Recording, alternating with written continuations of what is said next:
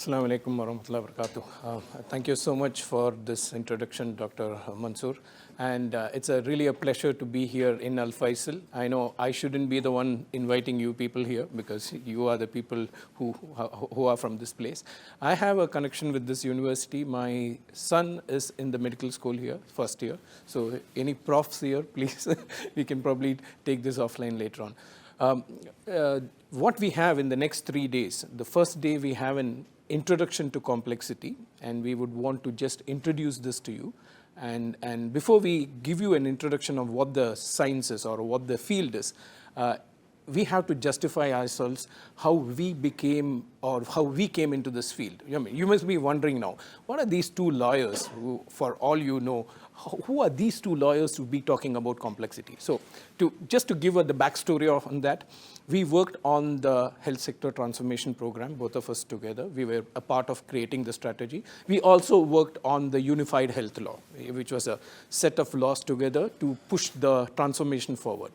Now, when we worked on that, one of the part of the thing which was a critical pillar of the transformation was to change the mindsets of people.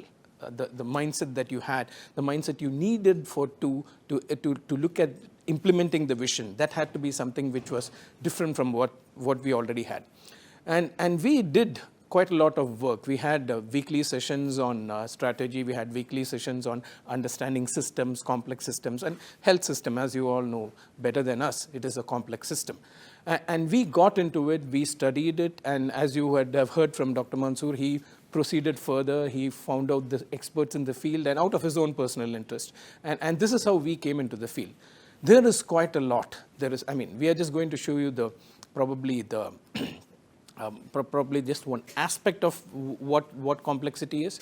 It's an ocean, as you can see, and it is still a science in the making. Now, this is a rider that we want to start with. It's not a fully formed science as one of the disciplines that you operate in. It is not. It is not. At best, it is an emerging science. What we call it is a maturing science, but we see very high potential for this. We see especially, and this is a science, what we call, it's a conglomeration of sciences. You have aspects of physics in it, you have aspects of mathematics in it, concepts inspired from mathematics, you have aspects from biology, you have aspects from economics, that's interesting, and also from policy making, which is a part where we come from. We are interested in policy making, and that's why we are interested in understanding complexity better. If you ask us to draft a law, say you want to draft a law to increase the speed limit from 140 kilometers per hour to 150, it doesn't take us anything. We can just sit here and draft the law. Now, how viable is that going to be? Is it going to take into factor the considerations on the road, the topography of the place, the culture of the place, the things that get into the road like camels or pedestrians? That it may not answer all those issues. So if you look at any policy intervention, we take this view that if it involves operating in systems which are complex, we would want to approach it in a different way, not in a traditional way where you just have a RFP, shoot out an RFP asking somebody to draft a law, and the law is drafted. So we don't take that approach, and that's where our interest in complexity comes from there. So as I said, it's an emerging field, but it is an emerging field which has got huge amount of recognition. Now, there is an institute called the Santa Fe Institute, and we'll be sharing materials on that just as a background. And they've been doing path-breaking work for quite many years now. And they have produced a consortium of books on the collective writings on this field, which encompasses all the sciences I told you, physics, biology, maths, computation. And that runs into 50 years of articles written in different journals. So now this is the domain. Now the domain has also been, has attracted attention in the recent years. If you see the 2021 Nobel Prize in Physics, it recognizes complex systems for the first time. The Nobel Academy never used this word before. They never used the word complex systems, but in 2021, when they granted the Nobel Prize in Physics, they said, we recognize their contribution to complex systems. Recently, 2 years ago, there was a concept called entanglement of photons, again, in physics. They again recognize that this helps us to understand complex systems better. Now, Stephen Hawking, who passed away, was one of the major scientists of the recent past. He said that the next century, that is the 21st century, will be the century of complexity. So, when we say, well, what is the definition of complexity? Now this is where we say, the way we started with the rider, that it's an emerging science. There is no standing, agreed, uniform definition on complexity. And this, if you thread through all the pages of the Santa Fe Institute, you're not going to find a single unifying definition. This tells us that, as I said, it's a conglomeration of sciences. It is a science of the sciences. So what you're trying to do is you're trying to bring the social sciences, like policy making, law, and economics, and the physical sciences, which is biology, physics, and maths, and you're trying to bring them together and find a universal theory. So the search for the universal theory is still on, and we have not heard from anybody saying that it has been found. But nevertheless, there are common trends that you find. So what we are going to discuss in the next few days is to understand these common trends and see how one can inform the other. For instance, if you take synthetic biology today, you cannot just be a master of biology and know what synthetic biology is. It's, again, at the interface of two disciplines. Take bioinformatics. Again, it's at the interface of two disciplines. You need to know computational mathematics and biology well. Take brain science, for instance. It's again it's multiple disciplines. You can say human psychology, you can say how neurons work, how the brain works, how the human body works, all these things put together. So because of all these things, and again, if you get into the science of consciousness, how consciousness is it a part that comes from the brain or something else? Again, you will find that most of the modern day developments that we understand are actually at the interface of different disciplines. So complexity helps you to navigate in that field.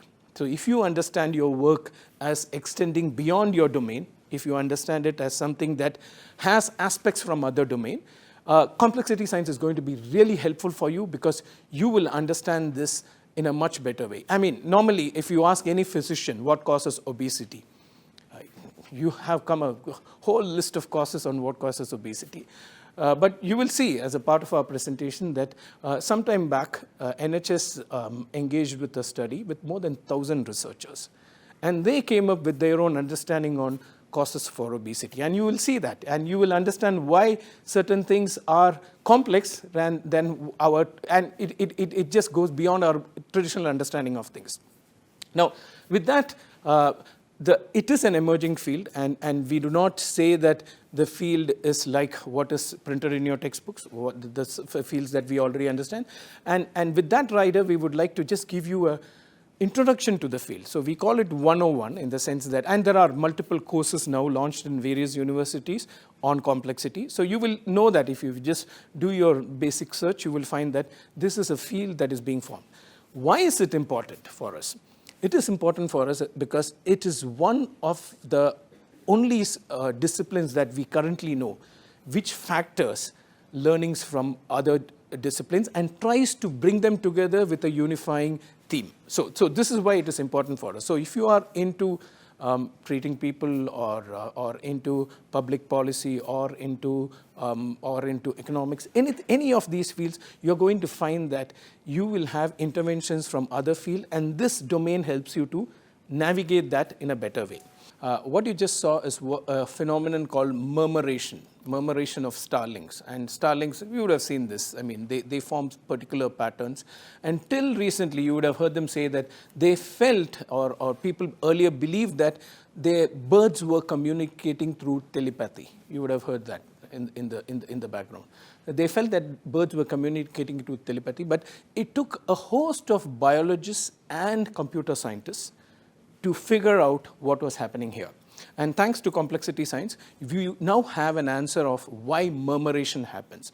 Now, murmuration is a complex phenomenon, as you can see that. And there is no centralized control here. There is no one person. If just imagine the equivalent of human beings. You have 10,000 human beings performing a drill as in the inaugural event of an Olympic. Now, you will know that that drill would have required a huge amount of planning, quite a lot of rehearsals, probably running into many months. And then on the day of the inauguration of the Olympics, you have this wonderful thing where everybody does everything in perfect synchrony. Now, that for human beings, it takes quite a lot of rehearsal, and it takes a unified central planning and control for that to happen. Here, the scientists have explained, this does not have any central planning at all. And does it have a common set of sensory, what you call communication between them? They found out, no, that may not be the case. It may not be the case that the birds are communicating with each other. They figured out that this is a classic instance of what we call a complex adaptive system. Now, I'm just throwing in a word. Probably you may hear it in the next few days, but you need to understand this, that some systems are complex and they are also adaptive. Adaptive in the sense that they can respond to change. Now, this system, we call it complex adaptive system, is a system which can be understood by very simple rules. Now, one way to understand a complex system is that it follows very simple rules to achieve its objective. Now, the scientists who studied this have said that there are 3 or 4 simple rules the birds follow. The first one is separation. They try to maintain a safe distance between the neighbor and they fly together. Birds always flock together. We know that. They fly together. So one thing is they have a rule of separation. They try to remain separate next to the closest bird and they keep that distance. Second thing is alignment, the rule of alignment. They try to be with their neighbors as far as possible so that they don't fly away from the flock, and they try to maintain that, be in alignment with the group. The third rule they figured out, there is something called the rule of adhesion or attraction, which means you are always close to the birds that you are flying with. Even if you change your position within the flock, you always want to be around with a particular number of birds. Now, they found that there is something called the proximate neighbor rule amongst the birds, that the bird wants to be next to 6 or 7 other birds. So what it does is that a bird in the flock analyzes the behavior of the surrounding 6 or 7 birds. That's it. And it changes its behavior. So all the movements that you see, the sudden changes, is because one bird went out of the flock and it was drawn by all the other birds moving towards that direction. There's no special pilot or there's no special, and the reason they do this is, one, to find places, or to ward off a predator. It could be a falcon or a hawk. There are multiple reasons why they do that. But the scientists who studied this say that this is the same when it comes to other complex systems as well, like an ant colony. Now, ant colony again operates on very simple rules. And we will show you one instance of how ants solve problem. Now, so these are the common themes of a complex adaptive system.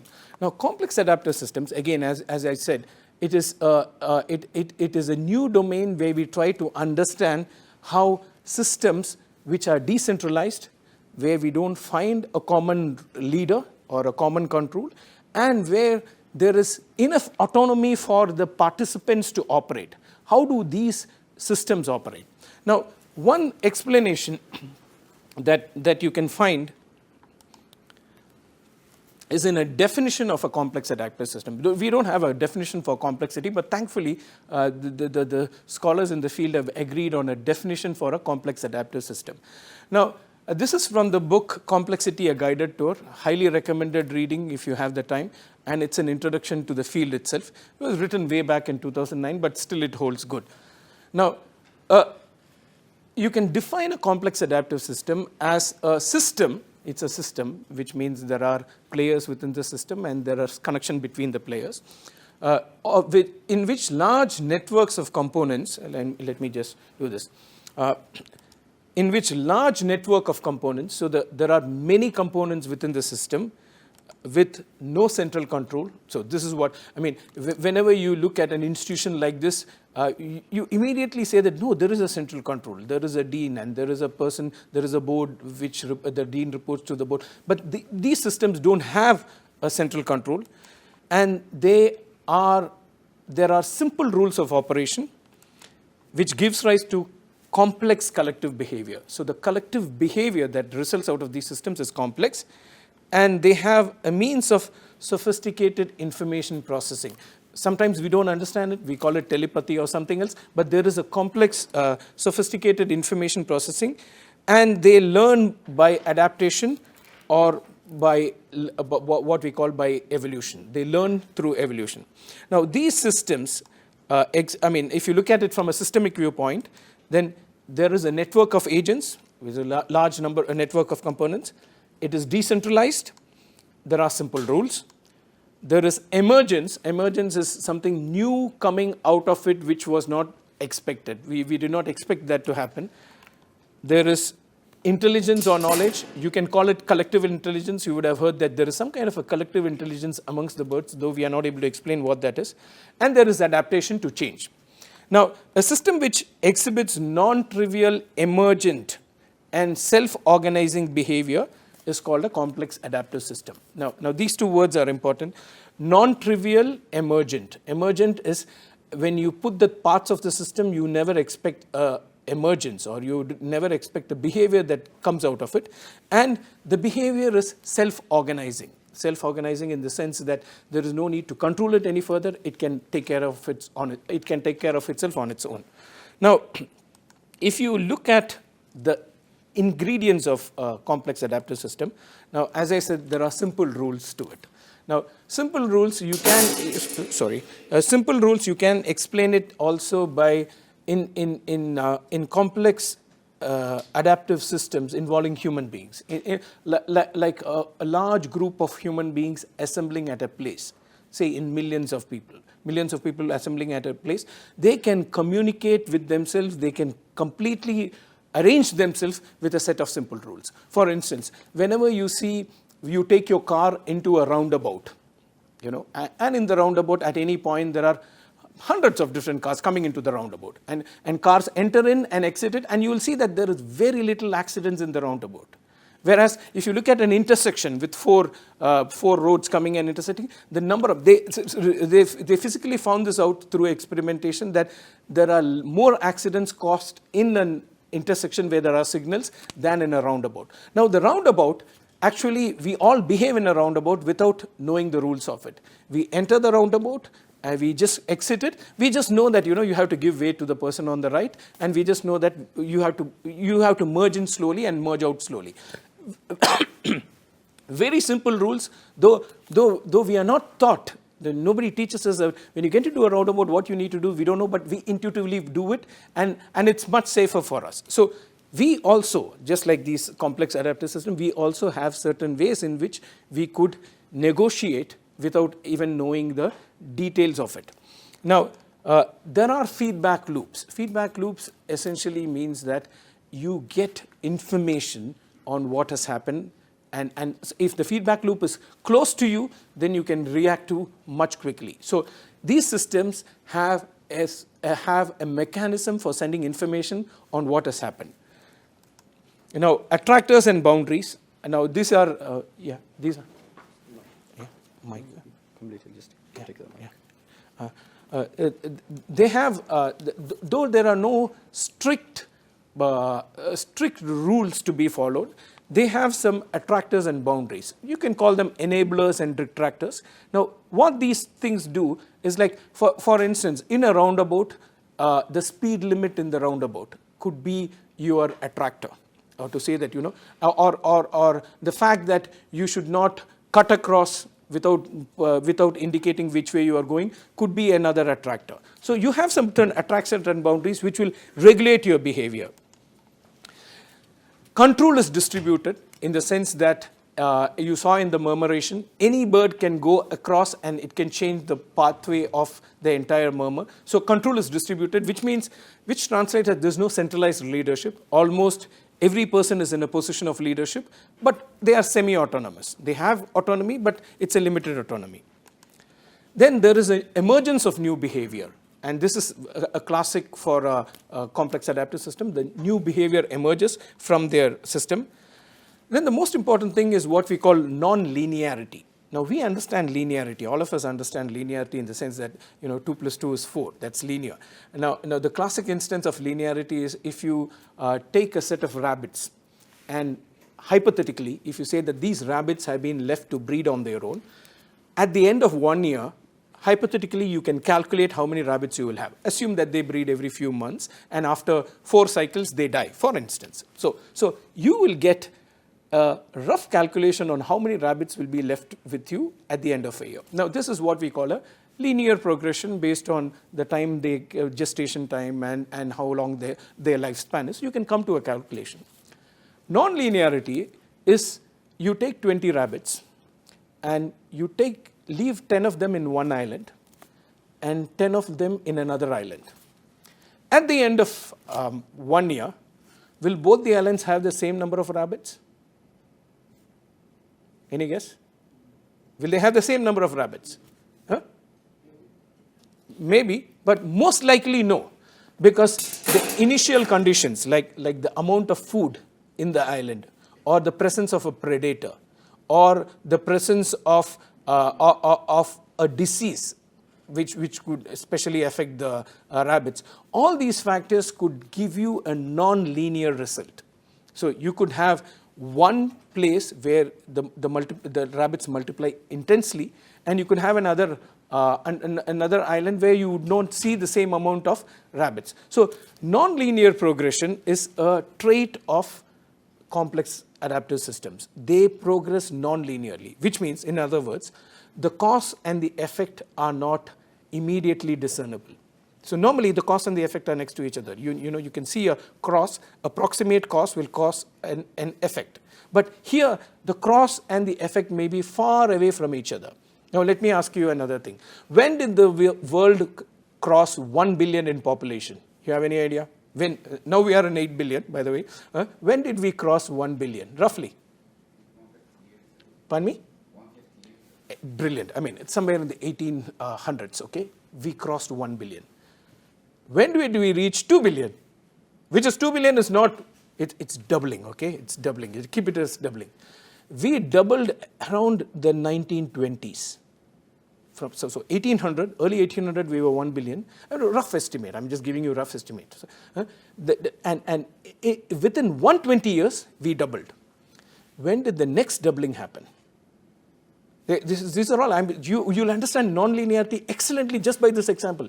The next doubling, which is 2 billion to 4 billion, happened around the 1970s. You can see that, just in 50 years, the next doubling happened. When did the next doubling happen? Now, when I say doubling, like 4 billion to 8 billion is human. I mean, you can understand what the world would have gone through to make. The next doubling, that is 4 billion to 8 billion, happened in less than 50 years. So that happened in 2022. They celebrated the day to say that the 8 billionth baby was born, and it was a big thing in 2022. Now, let me ask you this. When are we going to touch 16 billion? Anyone? I mean, you can, so far we had some numbers like 150 years, 120 years, 50 years, slightly less than 50 years. Now I'm asking a simple question. When are we going to touch 16 billion? I just want some answer. I mean, it need not be the perfect. Pardon me? In 130 years? In 30 years. I want a contrary answer to this, something which opposite to this. Or pardon me? Between 20 to 30. 20 to 30. But I agree we will not reach. Excellent. Now the UN conducted a study, the United Nations conducted a study and said, we will never reach 16 billion. We will never reach 16 billion. And the reason they gave for that is that, one, they said, all our estimations, we don't want, is that we don't want to estimate beyond the year 2100, because that's our lifespan. So if you want to do an estimate study for beyond that, the next generation will do that. So they said that by 2100, we will reach a maximum of 10.3 billion, and then we'll start going down. What did they say? They said we will reach a max, now we are 8 billion, we'll reach a max of 10.3. That's around 2084, they give it. And then we'll start dipping. And the reason they say is the fertility rate. And you know better than us, you know that fertility rate is dropping drastically. South Korea has negative. Japan is in negative. Many of the European countries are in negative. And it doesn't, you don't need to be a rocket scientist to understand that if you have negative fertility rate over a period of time, you're not going to double. You are not going to double. So the 16 billion is not going to happen as per the current estimate. They say that even if we assume hypothetically that we will have very strong fertility rates, we will hold this thing and everything goes forward, still they say it is beyond 2100. It will be beyond our life. That's not going to happen within our lifetime. So what we could think about, I mean, I was with you, doctor, completely. Even I thought it's going to happen in the next 30 years. But this was counterintuitive because this explains non-linearity to us. Because non-linearity factors many, many other things than just mathematical progression. For instance, this study factored fertility rates, it factored lifestyles, it factored that women are working, more women are working, because of which they postpone family planning. So when you postpone family planning or postpone your family, then the number of children you are going to have in your reproductive life is going to be lesser. And then they also factored in lifestyle issues about changing lifestyle. All these things they factored and said that fertility rate, drop in fertility rate is one critical factor, but there are other factors as well. And they probably they would have factored in a couple of wars in it. And they said that 10.3 is the max we are going to reach, and after that there's going to fall. Now, this explains non-linearity to us, and non-linearity is essentially factoring the things that we will not normally factor into when we come up with a calculation. Now we are all, I mean, if you have done, any of you have done strategy or some kind of a prediction or planning for the next few years, we all indulge in this. We take some numbers, we put them and we say as the Holy Grail. We just say that these numbers, they are sacred, they can't be changed. But we know that these numbers are likely to, they don't hold good at all because we have not looked into the full picture in its full seriousness. Now, interconnectivity is yet another aspect of this. You will see that how these systems operate because they are heavily interconnected, and the flow of information sometimes can be in pathways which are completely unexpected. They have the requisite variety. Now, the healthcare system is the classic instance of a requisite variety. When you say a healthcare professional, now in the way it has been defined in our laws, a healthcare professional includes physicians, obviously, nurses, technicians, emergency workers, and the list goes on. Even to some extent, even volunteers will come into the broad definition of healthcare professionals. So these systems have the requisite variety. They are sensitive to initial conditions. Now, going back to the rabbit example in two islands. Now, assume that in one island, there was a carrot farmer who had the entire island flooded with carrots. Now, the initial conditions for that island was that abundance of food. And the other one, the rabbits they just had to hunt for, they just had to look for food in the wild. Now, the initial conditions can have a huge impact on what will be the end result. So the sensitivity to initial conditions can have a complete, complete impact on the end result. So if you had abundance of food and no predators, then the rabbits are likely to multiply at a huge rate than you can normally not expect them to happen. So this is, this will be explained further, the sensitivity to initial conditions. Then self-organization. Self-organization is what we had just explained, that these systems, though there is no centralized control, they tend to organize themselves. The best instance is an ant colony. With the ant colony, the way the ants operate, and we'll just show you the next video, we'll just show you how the ants solve a problem, which can be compared to how human beings solve the same problem. You'll see that how ants are kind of smarter than us when it comes to solving certain problems. So this self-organization, again, it's not fully explained, but we know that systems which are complex and adaptive can self-organize themselves to bring out certain behaviors.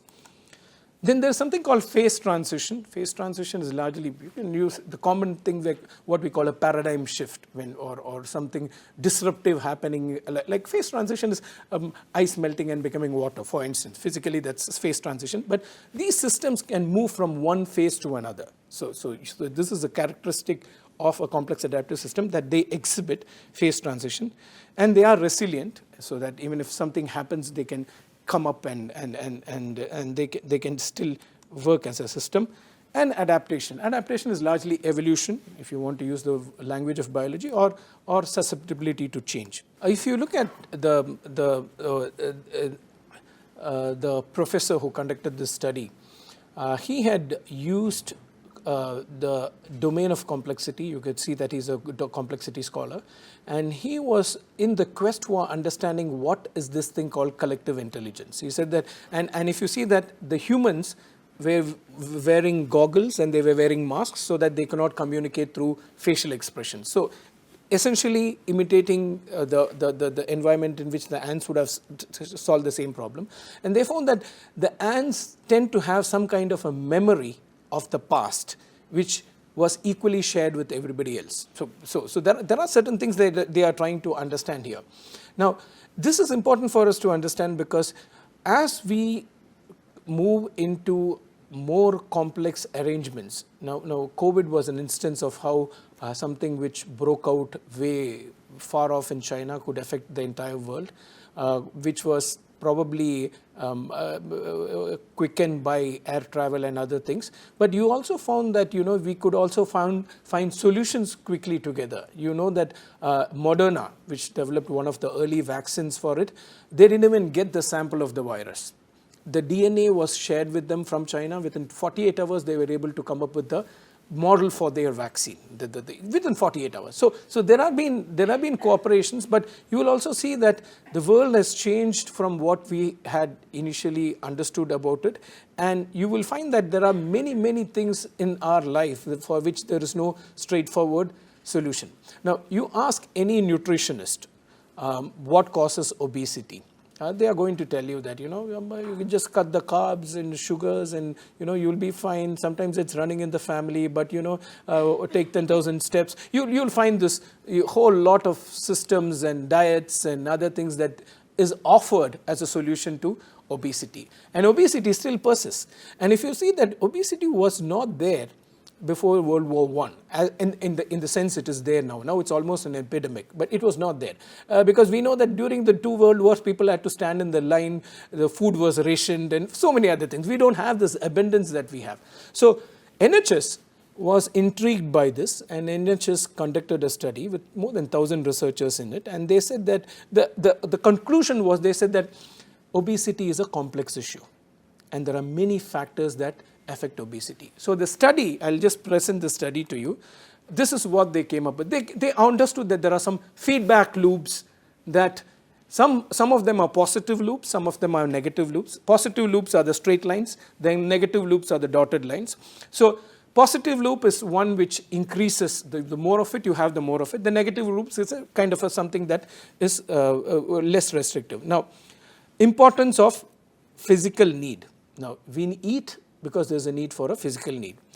And we also have, we need the effort to acquire energy. So you cannot get food without putting in effort to acquire energy. You have to work, you have to go around, you have to find the food. Then we also have a tendency to preserve energy. So these are the 3 things that are there. And these 3 things affect the level of available energy, what you see down there. Now this is a feedback loop. So when the level of available energy is less, we go hunt for more food and we eat more food. So they understood that obesity is actually, regardless of what are the factors that affect obesity, obesity can be understood from at a very basic level as our need for energy and our ability to find that and consume that energy to replenish our body. And we will need more energy if we expend more energy. So this is probably 101, okay? They also found that the strength of the lock-in to accumulate energy and the conscious control of accumulation are 2 things that will affect this loop. Now, this is what we call a feedback loop. Now, let me just show you another aspect of it. Now, there are 3 loops here. This is the second loop. You can see that the strength of lock-in to accumulate energy affects the effort to acquire energy, which in turn affects all the three factors. Now, this is the negative loop, the conscious control of accumulation. Now, if you control the accumulation, even if you are hungry and you don't go seeking out for food, say intermittent fasting, now that can have an effect on your level of available energy. Now, they figured out that now the loop is there in the center, it's become smaller. They found that there are external factors that affect how these loops operate. One, there is individual psychology, there is individual physical activity, there is outside towards the extreme right, physical activity environment. If you are living in a city where the only means of transportation is walking, I've lived in such a city, very hard to own a car.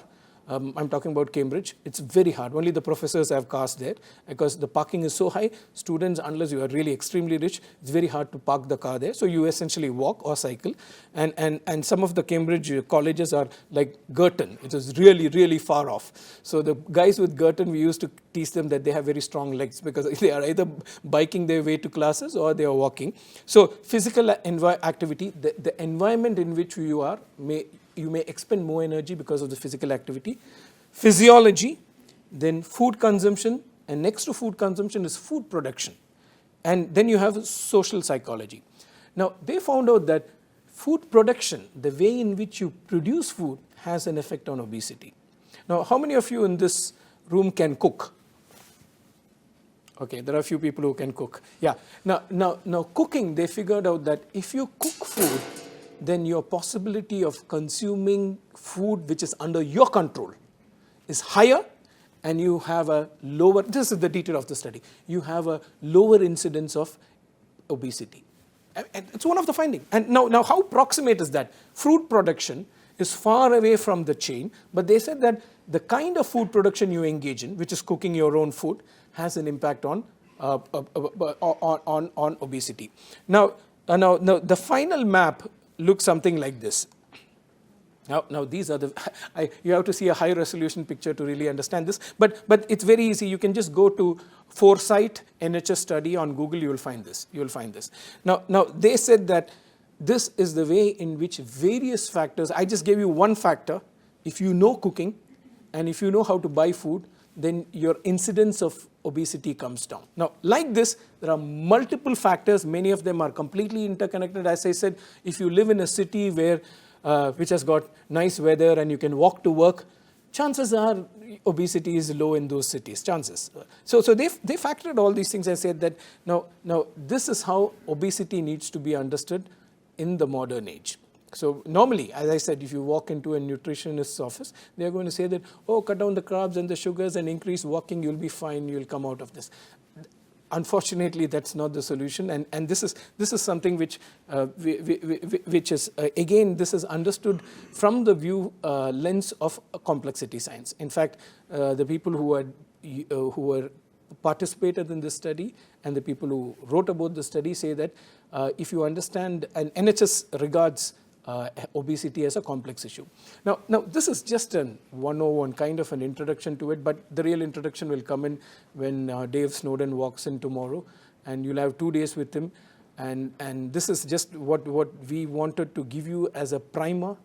And as I said, it really took us quite a lot of time to understand these complex themes, and I would say that it's today something that is necessary for us to understand, because say we are approached by MOH, for instance, to develop a policy for or draft a law on curbing obesity or curbing some activity, human behavior.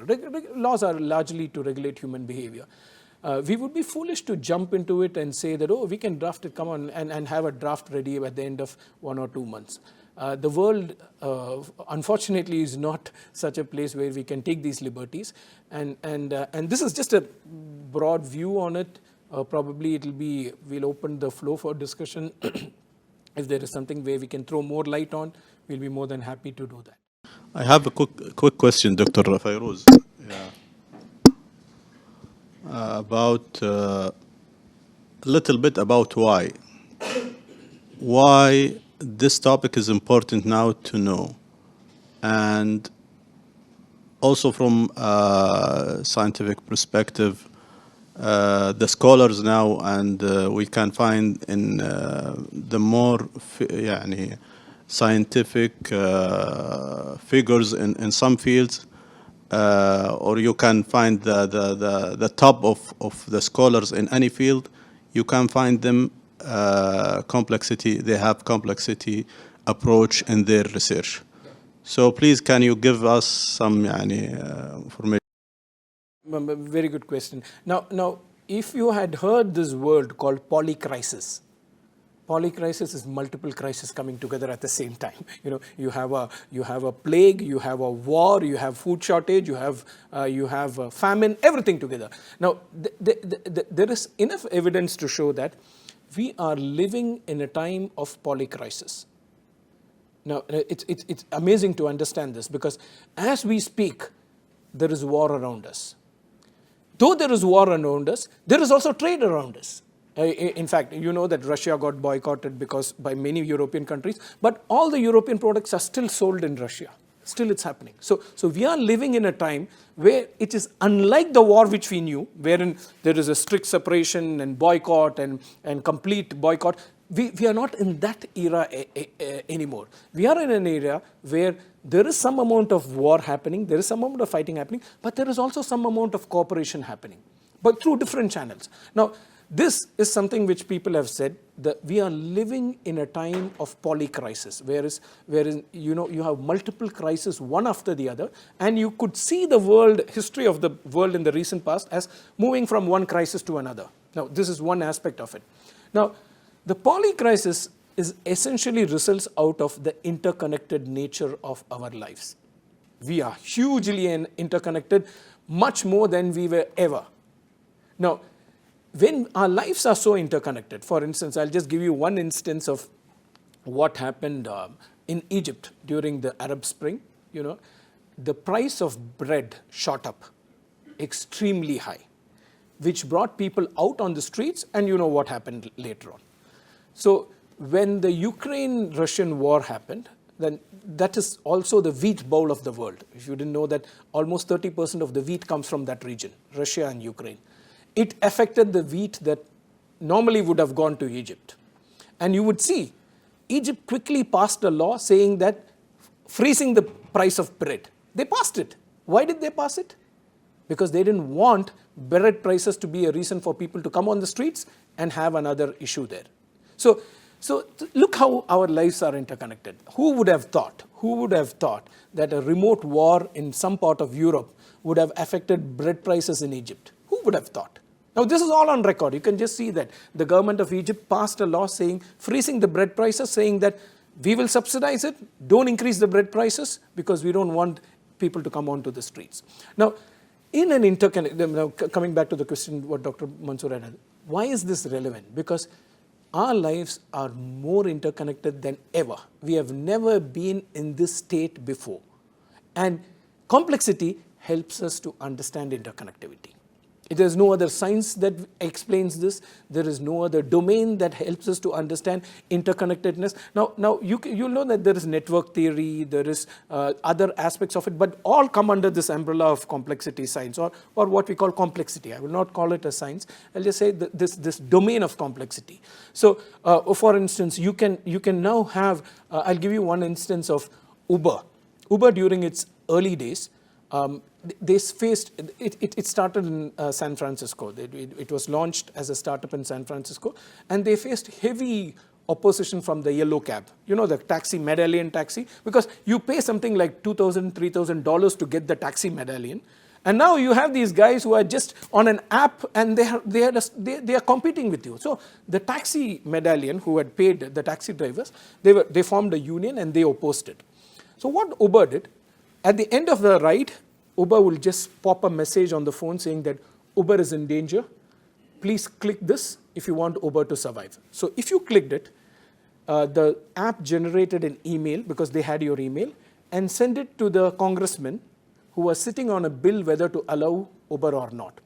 So the day he was, the legend goes that the day he was supposed to take a call on the survival of Uber, and this was Uber's first market, there were 50,000 emails in his inbox. Now, how do you collect, this was not possible before. How can you collect public opinion in a manner in which Uber did it? And it continues to do it. It continues to do that. Now this, the interconnectivity of our times requires us to understand these things in a much better way. And this is one pathway for us to understand that. Also the Nobel Prize, the last 5 years. Yeah. I mentioned that. There are at least 3 Nobel Prizes in the last 5 years have recognized complex systems. And that's a clear indication that, so as I said, it's not a field that is formed, but the recognition is already there. But it's in the field of physics, but you can see that. So this is just, as I said, it's just an introduction to the domain. And it's a fascinating field. I mean, some of the, now if you look at some of the books that have come out in the recent past, popular books, Mustafa Sulaiman wrote a book called The Coming Wave. It's on AI. Probably the most popular book on AI. It's a very dystopian view on AI, saying that the AI will go, it can play havoc, and all those scenarios are there. In that book, he actually uses the complexity framework. If you know this, you can read the book and you can see that he uses the complexities framework to explain how to regulate AI. The book, one of the themes in the book is containment. He uses the word containment. If AI goes beyond our limits, how do we contain them? So he uses that framework. There is a book called Chaos Kings, which explains how few people in the 2008 crisis, financial crisis, few people made billions in the crisis. So what are the tools that they used to make money when others were losing money? Again, in the frame of complexity. There is a professor in Oxford, Professor Farmer. He's an economist. He's an evolutionary economist. I like those economists, evolutionary economists. They look at economics in a different light. And I like it for the sake of the Mamlaka, because one of the things we have been told, because of the crude that we have spent all over the world, people take this view to say that, Saudi Arabia and the OPEC nations have been responsible for polluting the entire world. The carbon footprint has gone because of us. All these allegations have come. The evolutionary economists, they give a different take on this. They say that the entire world's development happened because of crude. If there is no crude, there are no jet engines flying, there is no international travel, there is no economy reaching the current state. Then they say that crude should be understood as a fuel for the growth of the entire world's economy, and everybody should share responsibility, not point fingers saying that you're producing. So I like them for that, because they take a rational approach on this, and they take a holistic view. So if you'll see what these people do, the complexity scholars do, they take a holistic view on it rather than taking a narrow view on it, or what we call a reductionist view.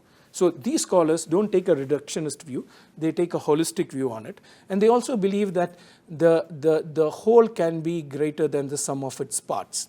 And this is a theme that keeps coming out, because how do you have emergence? How do you have new traits or new behaviors coming out of a system? Because sometimes the parts behave in such a way that the whole is greater than the sum of the parts. Now, you can take flour, you can take yeast, you can take some salt and water, but you have bread. Then bread is nothing compared to what you put into the system. So this is one way they explain emergence, to say that you have completely different outcome through these systems.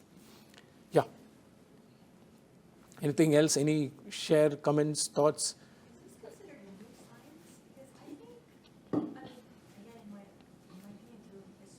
Yes, there is history. There is history. Is that kind of shifted with the Industrial Revolution? Yes, yeah. And science has sort of been focused on solving, I don't know, challenges. Yeah. More, I won't say reductionist, but more focused or deep, like diving into the details. Yeah. And now we're going back to this mindset of a holistic Yeah. view. Yeah. The scientists before, or scholars, especially from the Muslim world, Yeah. they were actually bringing all the sciences together. Yes. And then now with education, we're sort of, you know, Yeah. I won't say segregating, but we're diving deeper into Yeah. it. So now I think this realization is because we need this interconnectivity. And there's a lot of data around us. So how do we manage between both? Yeah. So my question is, like, is it considered new, or is it going back to a certain way of doing things? We no longer view it that way because of the way we've been educated. Excellent question. I mean, this goes to the heart of what we are trying to do here. This is not a new science in any sense of the word, because this is the wisdom of the world that existed in the past. It's just a new way of looking at it, because we are now my brother is a orthopedic surgeon, so he says the most fascinating thing for him is the job of a hand surgeon. All right. The hand is amputated, it falls off, you put that into an ice bag, take it, then there's a series of surgeries and physiotherapy, and in 6 months the hand starts working. I said there's nothing more fulfilling for a surgeon than to seeing something that has been chopped off or separated from your body and comes back into your body. Now, this requires you to get into minutiae on hand and the anatomy of hand and the physiology, and that surgeon is quite unlikely to be an expert in the other fields at all, because he's just doing that throughout the year. So our specializations have brought us to this point where we know nothing about the world rather than our domain, and that helps the world. That actually, it's really beneficial. But now we are saying that to solve some of the problems, you may have to take a step back and see the bigger picture. And as you said, it's not a new science, but it is new in the sense that we are making this science makes us look at other fields which we normally ignore. If I'm a lawyer, I'm not concerned about evolution. I'm not concerned about many other things that happens in the sciences. But this opens up our mind. So it is, in many sense, it is the wisdom of the world. It is the wisdom of the past to look at things from a holistic perspective. Now, there is quite a lot of history to this. We didn't get into it. There was a field called cybernetics. Cybernetics, which is, I mean, when you study this, you study cybernetics as a part of it, systems thinking. These are all related fields, but today the complexity is an umbrella which can encompass everything in some sense or the other. So you had, then you had in computation, you had various developments. In system dynamics, you had certain developments. So all these things contributed to your understanding of it. In fact, if you look at some of the, especially for us, we have something called environmental law. And if you are making any policy which affects the environment, you need to have this broader view of how things operate. You need to understand geology, you need to understand topography, you need to understand so many other things, how water flows, so many other things than just being restricted to your field alone. So this is, as you said, it's the wisdom of the ages, and it is now, but because of our specialization and because of the way in which we have been trained, I mean, if you look at, for instance, all of you who have done medicine, you will know that how much time did you spend on nutrition, studying nutrition? I can tell you there's not, from my understanding, there's not a single paper on nutrition. And if you go back and say that, can nutrition solve most of the problems that is there, which people create out of their own hands? The answer is yes, to a large extent. You can just have a good life by controlling what you put into your body. So this is the thing. In the medical education, it has gone in a particular way. Now we are in the process of, okay, no, this is not what we are initial understanding. We need to relook at it. So that's why this is, as you said, it is the wisdom of the ages. But now, because of our increased specializations of our field, we need to consider this and probably incorporate aspects of this in our policy making, in our strategy, in our teaching, and in everything that we do. Yeah. Yeah.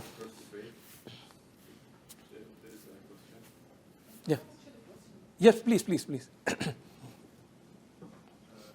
for the introduction. Sure. A question regarding if there is any score for this complexity. For example, if you are building a law or a plan or doing a study or a strategy, can I request from you, for example, that this study or law have complexity level 1 or level 2 or level 3? Okay. So is there any known score for complexity, or is it just a general term, like, for example, any other science or Yeah, no, excellent question. Now, we don't have a complexity score for the simple reason we still don't have the tools to understand complexity. Now, if you, for instance, if you make a law, for instance, I'll tell you how the complexity part comes into it. If we make a law, we have something called the impact assessment. So before we make a law, we look at what will be the impact of that law while making it and what will be the impact after it. So normally, if you have ways of measuring the effect of the law, that is going to create data which will inform you. So the answer is that you cannot look at a system and say that whether it is complex at a high level or low level. That's not the object of what we are doing. The object is to understand that, to recognize something as complex, and then what do? You will now generate data through small experimentation. For instance, I want to know by increasing the highest speed limit on the roads by a small fraction, say from 140, I want to increase it to 150. I want to see that whether that will be a good thing to do. So what do? I select certain pathways, I don't do it for the entire kingdom. I choose certain pathways, and on a test, I say that the speed limit here is 150. And then I record the data that comes out of it. So say for 3 months or 6 months. And I see whether the 10 kilometer increase in speed is actually worse off, people are worse off, or is it helping them to reach their places faster? I collect all these data, and that collection of data informs my policy making. So in a complex domain, I mean, this tomorrow and the day after you're going to hear this, we will not directly jump with a solution.